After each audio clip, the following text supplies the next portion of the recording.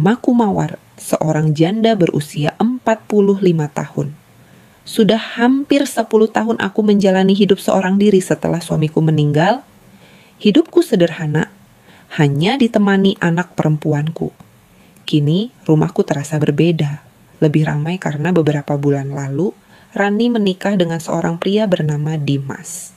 Menantuku itu masih muda, penuh semangat, dan rajin bekerja. Ia membuka usaha kecil menjual pulsa serta spare part handphone di depan rumahku. Setiap pagi aku sering melihat Dimas sibuk menata meja di teras, merapikan aksesori ponsel, kabel, hingga kartu perdana. Sementara Rani selalu terburu-buru berangkat ke kantor bank tempatnya bekerja.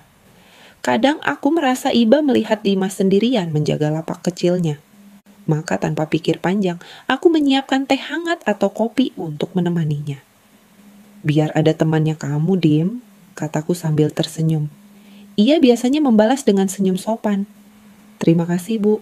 Sejak hari-hari pertama, aku hanya menganggap semua ini sebagai kewajiban seorang ibu terhadap menantunya. Aku ingin Rani tenang bekerja, yakin bahwa suaminya diperhatikan. Tapi lama-lama aku merasakan sesuatu yang berbeda. Dimas begitu ramah, mudah diajak bicara, dan sering berbagi cerita kecil tentang pelanggannya. Kadang kami membicarakan harga bahan pokok di pasar, kadang soal bagaimana ia ingin membesarkan usahanya suatu hari nanti. Obrolan itu membuat rumahku yang dulu sepi terasa hidup kembali. Aku sadar ada perasaan hangat setiap kali menyiapkan makanan untuknya. Bukan hanya sekadar tugas seorang ibu mertua, tapi lebih dari itu. Aku berusaha mengusir pikiran itu karena aku tahu posisiku. Aku hanya ibu dari istrinya. Namun, kenyataan bahwa Rani sibuk dan jarang di rumah membuatku semakin sering berhadapan dengan Dimas. Hari-hari berlalu dan aku mulai terbiasa melihatnya dari pagi hingga malam. Aku tak pernah menyangka bahwa kebersamaan sederhana itu akan membawa perasaanku ke arah yang sulit aku pahami. Saat itu, aku hanya menganggapnya wajar. Tapi jauh di dalam hatiku, aku mulai merasakan sebuah keakraban yang tidak seharusnya tumbuh. Malam itu hujan turun deras sekali. Angin kencang membuat jendela berderik dan petir sesekali membelah langit. Aku duduk di ruang tengah sambil melipat pakaian ketika tiba-tiba listrik padam. Seketika rumah gelap gulita, dadaku langsung berdekap kencang. Aku memang punya fobia pada kegelapan sejak kecil. Entah kenapa sejak suamiku meninggal, rasa takut itu semakin parah. Aku mencoba menyalakan lilin, tapi tanganku gemetar. Lilin yang sudah kusiapkan di meja malah terjatuh. Dalam gelap aku merasa panik. Seakan-akan bayangan hitam menari-nari di sekelilingku. Aku tidak tahu harus bagaimana. Tiba-tiba suara langkah kaki terdengar mendekat. "Bu, tidak apa-apa. Gelap sekali ya."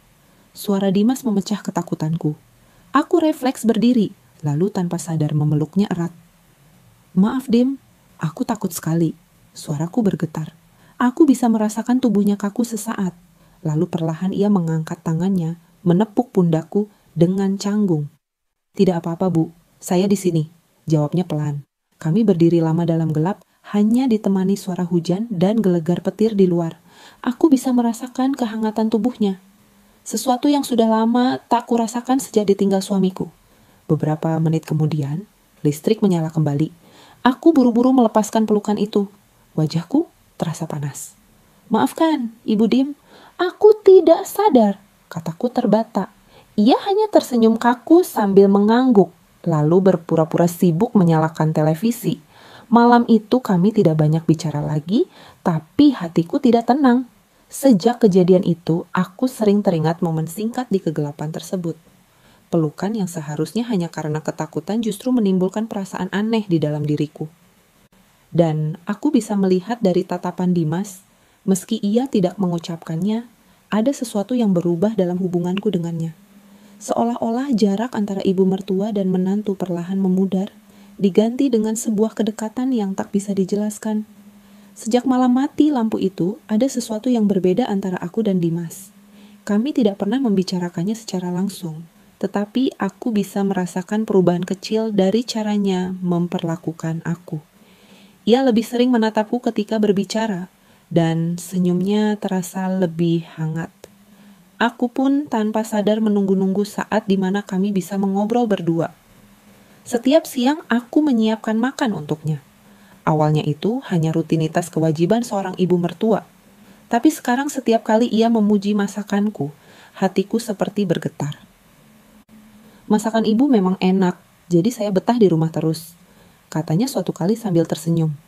Aku tertawa kecil mencoba menyembunyikan perasaan aneh yang muncul. Ah, kamu saja yang terlalu baik, Dim. Rani, anakku, semakin sibuk di kantor.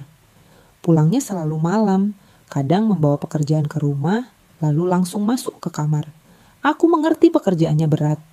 Namun tanpa ia sadari, kesibukannya itu membuatku dan Dimas punya lebih banyak waktu bersama. Kadang kami duduk di teras sore hari, hanya memandangi jalan sambil ngobrol ringan. Kadang ia bercerita tentang mimpinya punya toko spare part yang lebih besar, dan aku memberi semangat seperti seorang ibu. Tapi jauh di dalam hati, aku tahu aku menikmatinya lebih dari sekadar peran ibu mertua. Aku mulai merasa bersalah pada Rani. Namun, perasaan itu bercampur dengan hangatnya perhatian Dimas. Setiap kali ia membantu membawakan belanjaanku dari pasar atau memperbaiki pintu dapur yang rusak, aku merasa ada sosok laki-laki yang selama ini hilang dari hidupku. Aku tidak tahu harus menolak atau menerimanya. Aku hanya membiarkan semua mengalir. Hari-hari terasa aneh. Aku tidak berani menatap Dimas terlalu lama, takut ia bisa membaca isi hatiku. Namun, aku juga tidak bisa menolak rasa nyaman saat bersamanya. Hubungan kami masih dalam batas wajar, tapi aku bisa merasakan ada sesuatu yang tumbuh di antara kami. Sesuatu yang seharusnya tidak boleh ada. Hari itu, Rani memberitahuku bahwa kantornya menugaskannya keluar kota selama 3 hari. Bu, aku harus berangkat besok pagi. Tolong temani Dimas di rumah ya. Kasihan kalau dia sendirian, katanya sambil sibuk menyiapkan koper.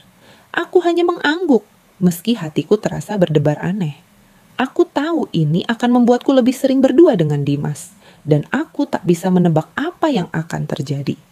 Malam pertama tanpa Rani, suasana rumah terasa hening. Setelah menutup lapaknya, Dimas masuk ke ruang tengah. Aku sedang menonton televisi sambil merajut. Ia lalu duduk di sebelahku, lebih dekat dari biasanya. Sepi sekali ya kalau Mbak Rani enggak ada, katanya lirih. Aku tersenyum tipis, mencoba menahan debaran hatiku. Iya, ibu juga merasa begitu, jawabku. Kami pun mengobrol lama, dari hal kecil sampai hal-hal pribadi yang jarang kubicarakan dengan orang lain. Di tengah obrolan, aku merasa ada keterbukaan yang belum pernah kami miliki sebelumnya. Ia bercerita tentang masa kecilnya, tentang perjuangannya kuliah sambil bekerja. Aku pun tanpa sadar bercerita tentang kesepianku sejak suamiku meninggal. Dimas mendengarkan dengan tatapan penuh perhatian. Sesuatu yang bahkan jarang kulihat dari anakku sendiri. Tatapan itu membuatku merasa dihargai, didengarkan, dan diinginkan. Malam semakin larut, hujan turun lagi di luar. Aku ingin tidur, tapi rasanya enggan beranjak. Ketika aku berdiri hendak masuk kamar, Dimas sempat menahan tanganku sebentar. Bu, terima kasih sudah selalu ada. Saya merasa seperti punya rumah yang benar-benar hangat, katanya. Sentuhan tangannya membuat tubuhku merinding, bukan karena takut, tapi karena rasa yang sulit kujelaskan. Aku buru-buru menarik tanganku dan tersenyum kaku. Ibu sudah terbiasa sendirian, Dim. Jadi sekarang ya senang ada kamu di rumah. Malam itu aku tidak bisa tidur nyenyak. Bayangan Dimas terus muncul dalam benakku. Aku tahu aku sudah melangkah terlalu jauh dalam hati, meski belum ada yang benar-benar terjadi. Tapi aku juga tahu hari tanpa Rani akan menjadi ujian berat bagiku dan mungkin juga bagi Dimas. Malam kedua tanpa Rani terasa lebih berat bagiku.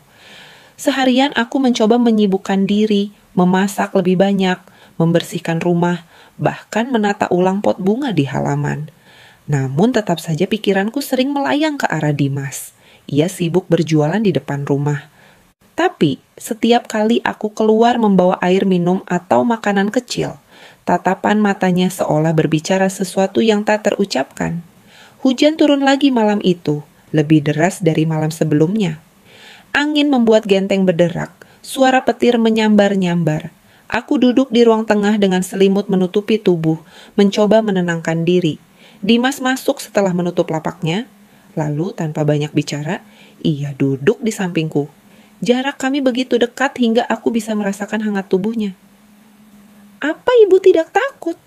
tanyanya sambil melirik ke arahku. Aku tersenyum tipis meski dalam hati gemetar. Sejak dulu ibu memang takut gelap dan suara petir. Kalau ada almarhum dulu rasanya aman. Tapi sekarang... Kalimatku terhenti begitu saja. Dimas menatapku lama, lalu dengan suara pelan ia berkata, "Kalau ibu takut, saya temani."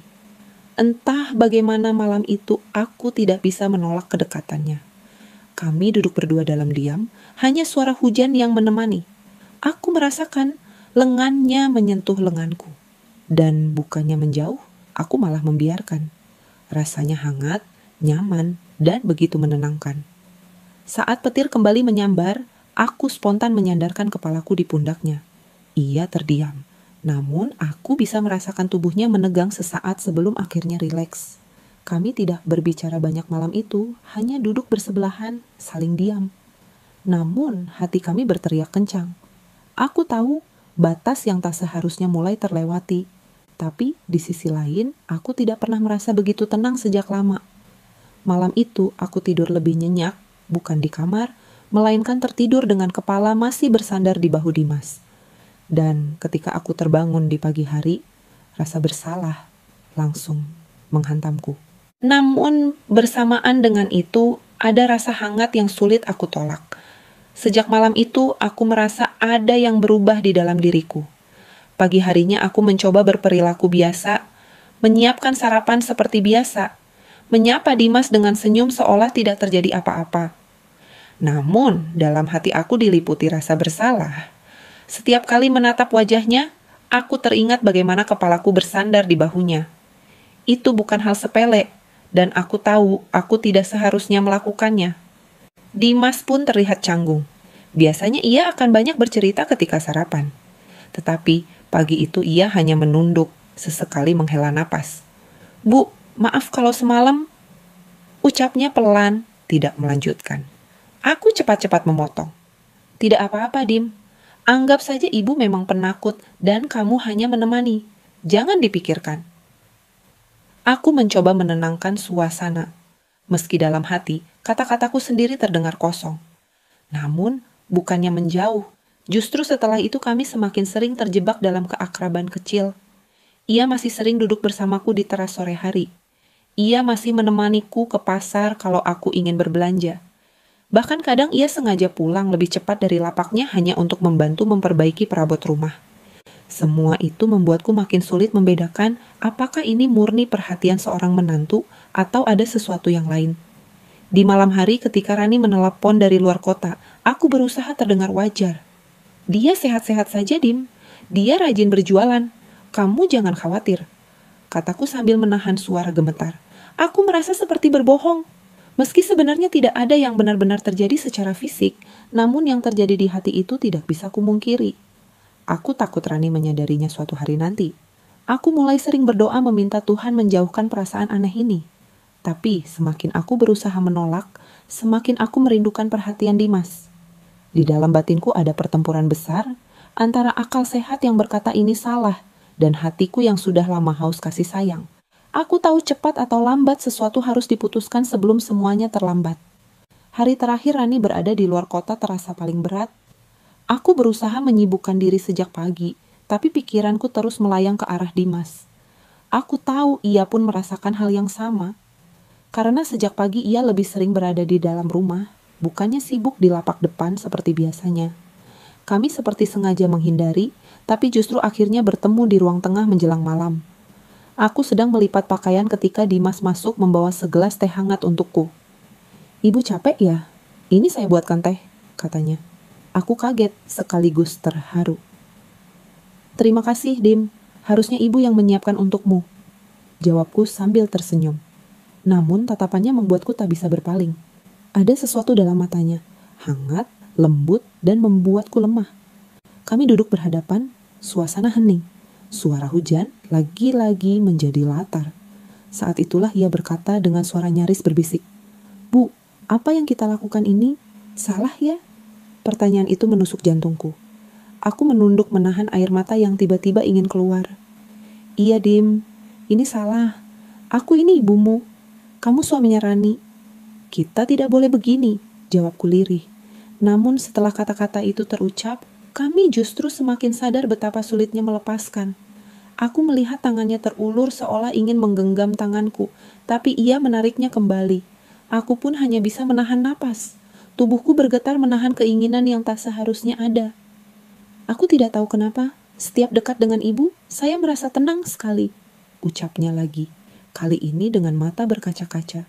Malam itu, aku tidak bisa tidur.